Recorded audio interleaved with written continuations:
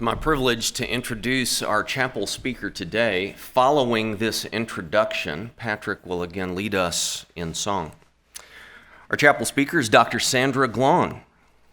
Dr. Glahn serves currently as the acting department chair and associate professor in media arts and worship.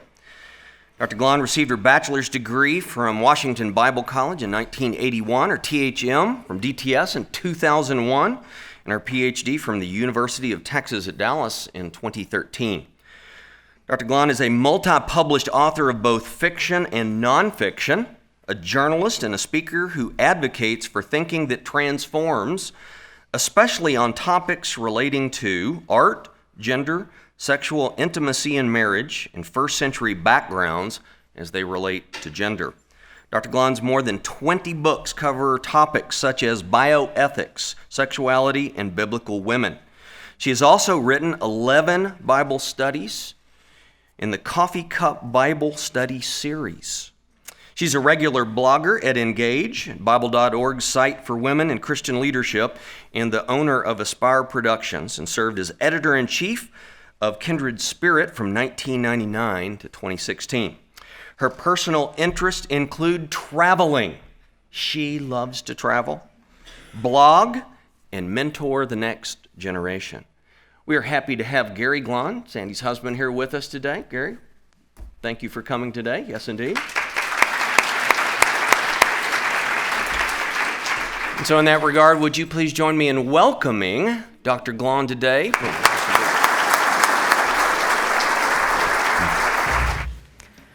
It was 25 years ago this week. I was in my second semester of the THM program, and I was one of 75 students in a leadership class taught by Professor Howard Hendricks. So we walk in, and there are two huge marker boards that are the size of the wall, and he says, "Today, we are going to talk about what makes a good leader. Hit me." So we start calling out initiative, communication ability, influence, love, on and on, vision casting, CEO. Some even said book deals, and some said filling stadiums. And when we finished, they were completely full. He said, "Something really important is missing. Can you figure out what it is?" So we're peering at the board, and we're not seeing anything. It's full. He said, "None of you mentioned servant." Ouch.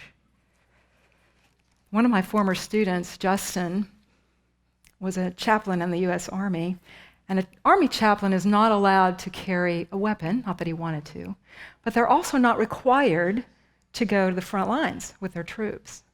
But Justin knew that if he sat in a place of safety, he would never have an opportunity to share the gospel in a believable way if he sat in the safety of protection while his troops went to the front lines. And so instead of carrying a weapon, he carried a movie camera. And as he did 2 tours in Afghanistan, he filmed some of the most intense battle scenes. He filmed his friends dying. He filmed his friends watching their friends die. He watched them being maimed. Justin came home with PTSD, as did the rest of his troops. The first use of that footage was made into a movie called The Hornet's Nest that traced some of those tough battles in Afghanistan. But the second use of that film was a production that Justin made, which is the film No Greater Love. And it was about following those guys home and what happened to them after they were at war, and what you and I can do to help soldiers come home and have some semblance of a normal life. So Justin took that privilege that he had and he spent it for other people.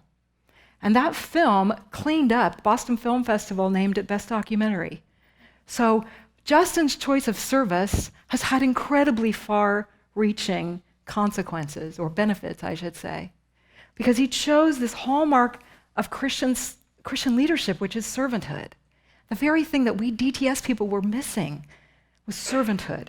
So this morning, I want us to look at 3 people in the scriptures that are model servants. Now, there are lots and lots of them, right? Moses comes to mind as a servant. David is constantly calling himself your servant. But I want to look at some people who have stood out to me for a couple of specific reasons. And the first one I want to look at is the Apostle Paul. I'm going to start in 2 Corinthians 11.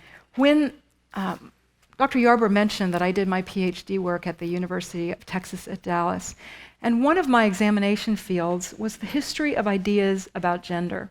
So I was tracing, starting about a century before Paul, and I was looking in that part of the world especially, what were the standards of manhood and womanhood? Because I wanted to be able to trace it through history and see how much is cultural, how much is biblical, how much changes through time, how much is fluid. And I especially wanted to know, as I read the Gospels, as I read the letters to the churches, what was the culture at that time for what was manly and womanly? Well, one of the things I discovered was that Paul was giving up his man card more than I had given him credit for doing. He is taking his privilege and he's sacrificing it for the gospel because he has a higher priority than the privilege that he has. And in his world, you were considered masculine if you were a citizen. So it had a class element to it, right? No slaves have any rights. So you're not considered masculine if you're a male slave at all. You're considered masculine if you have autonomy over your own body, which means nobody can touch you if you don't want them to touch you, which is not the right that the slave had, right?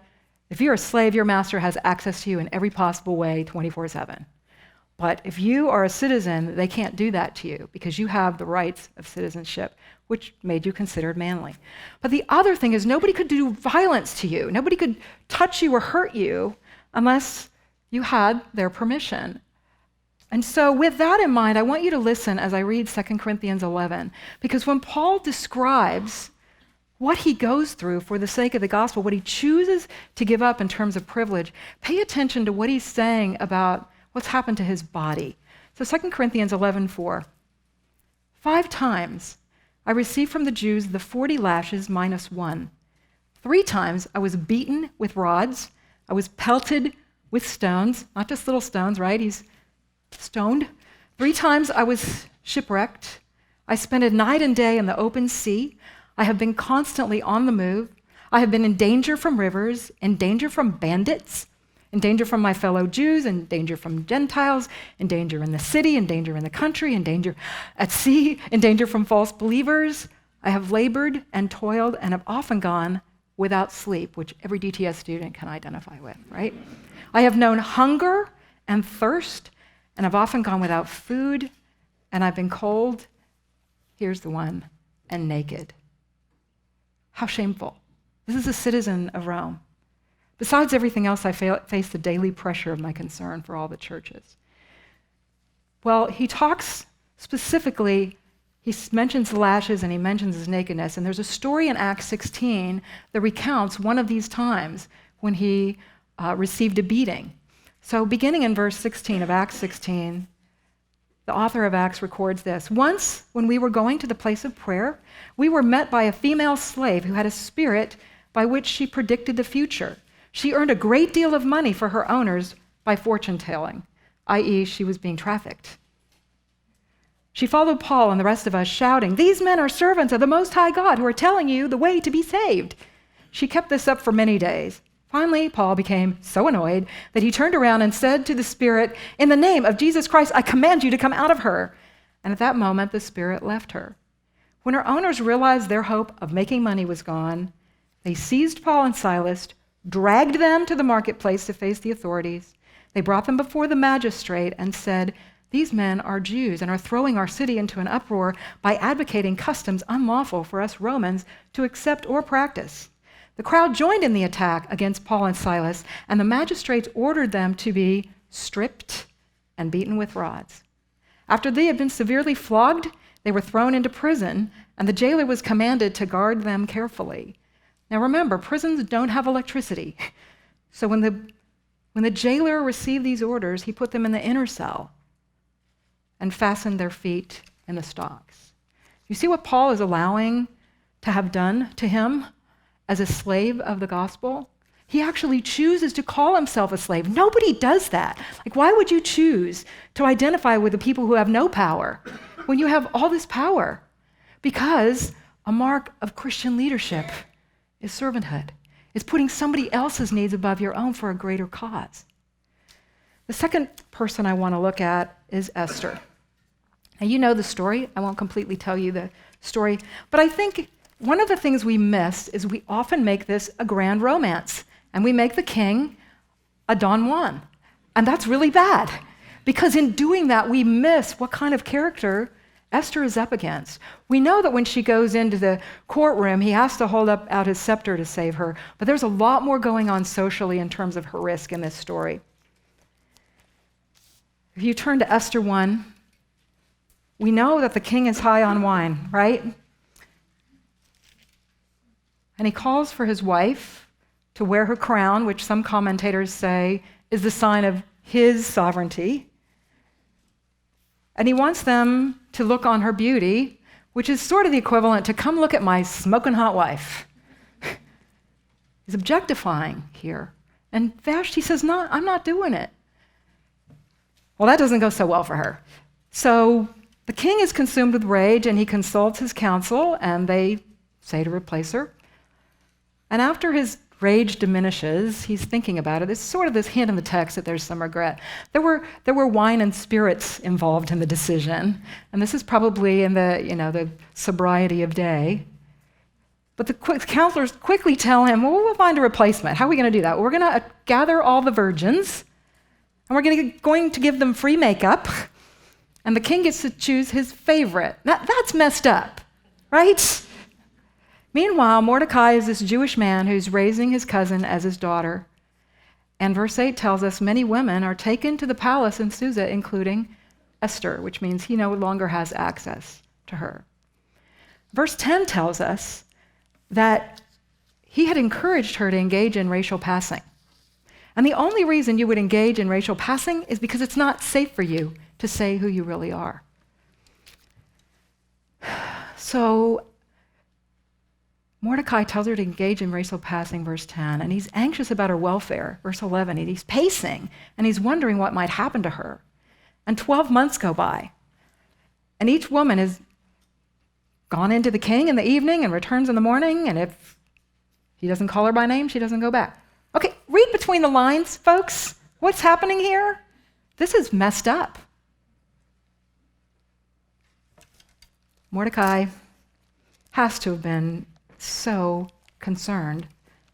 It says the king loved her more than the rest of the women, and so he chose Esther. So starting in Esther 2, verse 17, it says the king was attracted to Esther more than any of the other women, and she won his favor, so he put a royal crown on her head and made her queen instead of Vashti. And then they have a celebration. And then go back down to verse 19.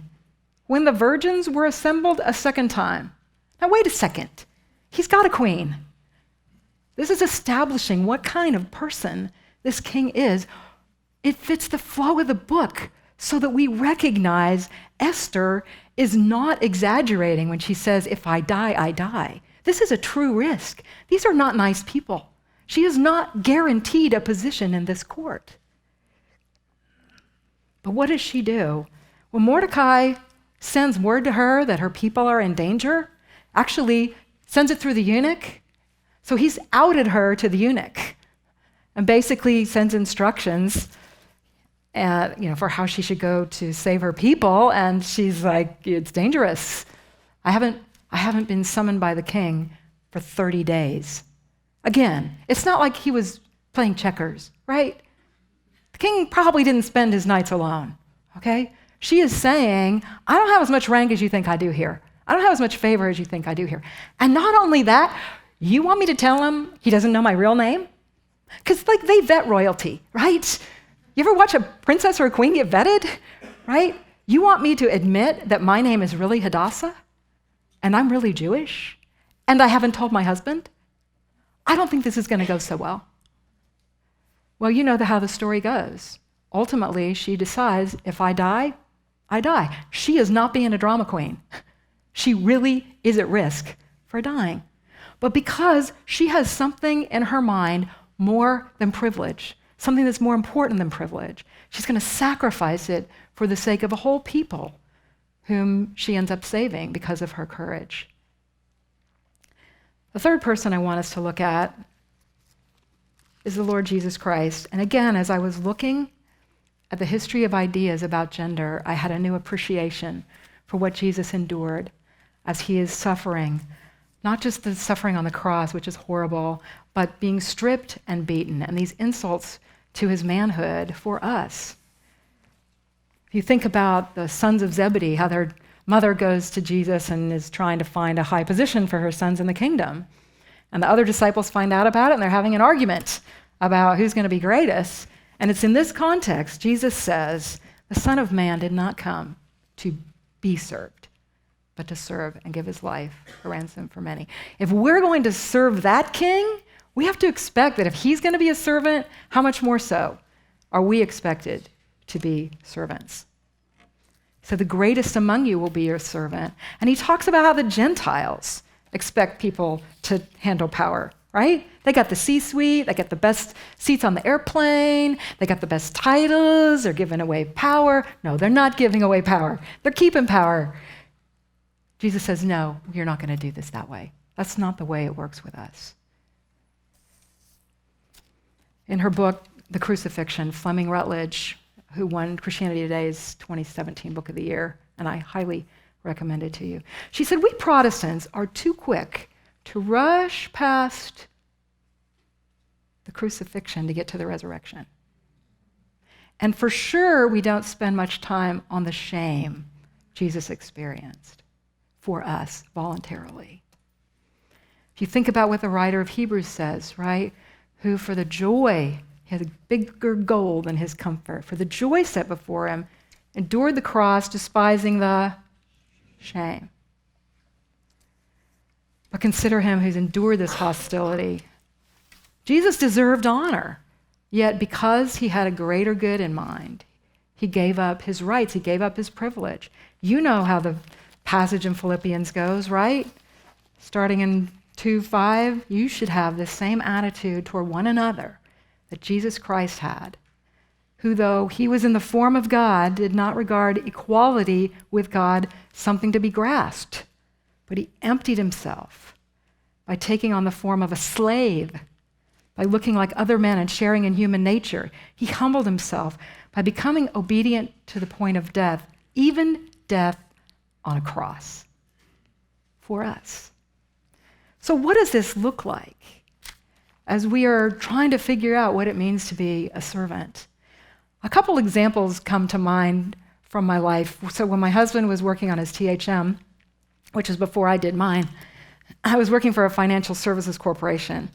And I realized one day as I was getting ready to leave for the afternoon, I had a doctor's appointment, and I had forgotten to tell my boss that I was leaving.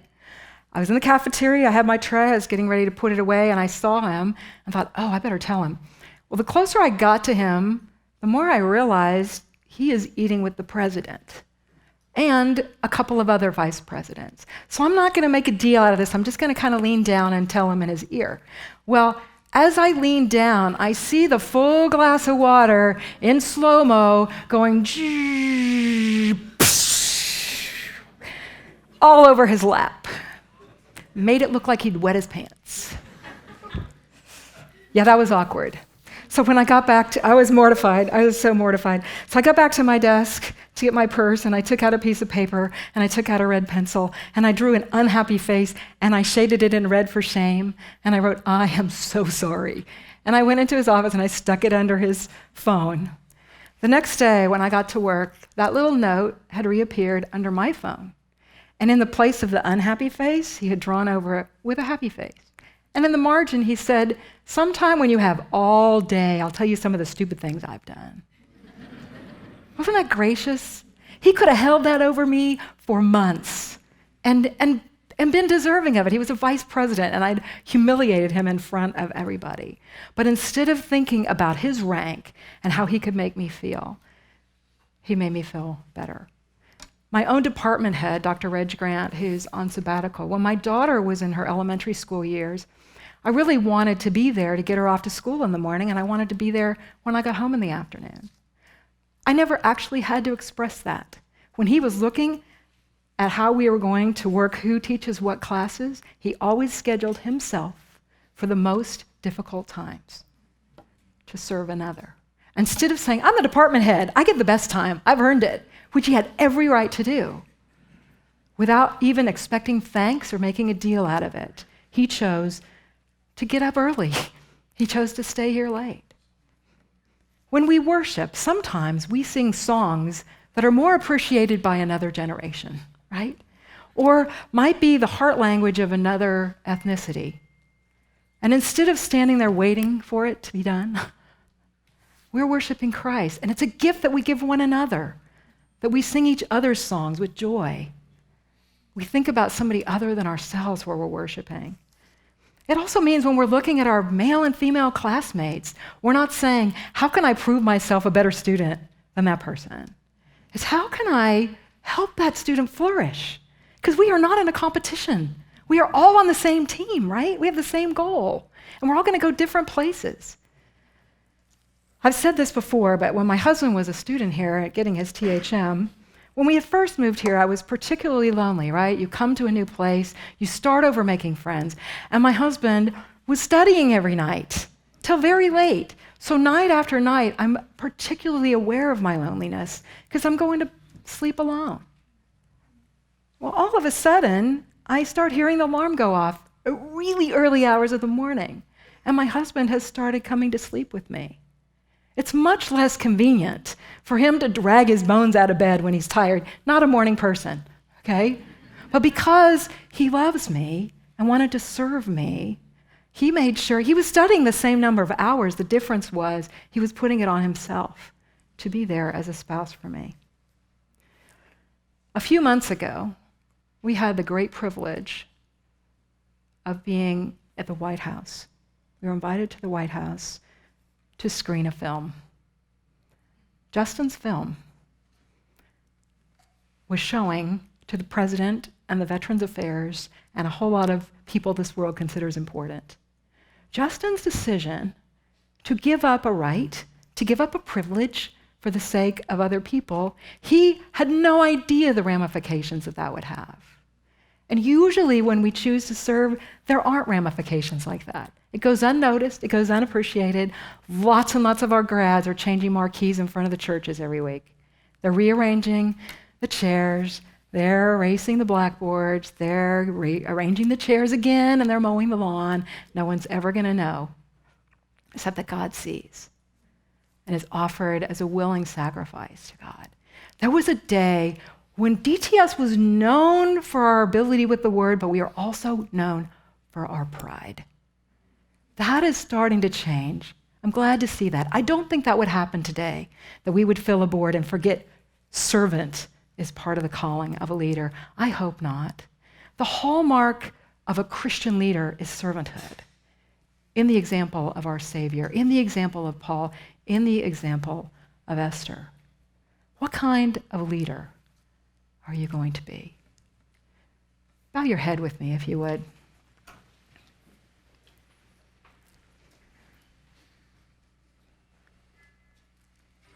Take a minute to think about who in your life needs you to sacrifice some privilege. Who can you serve without getting credit, without punching your martyr card or expecting a thank you note? Who can you serve in trust that the sovereign God sees all? Patrick will lead us.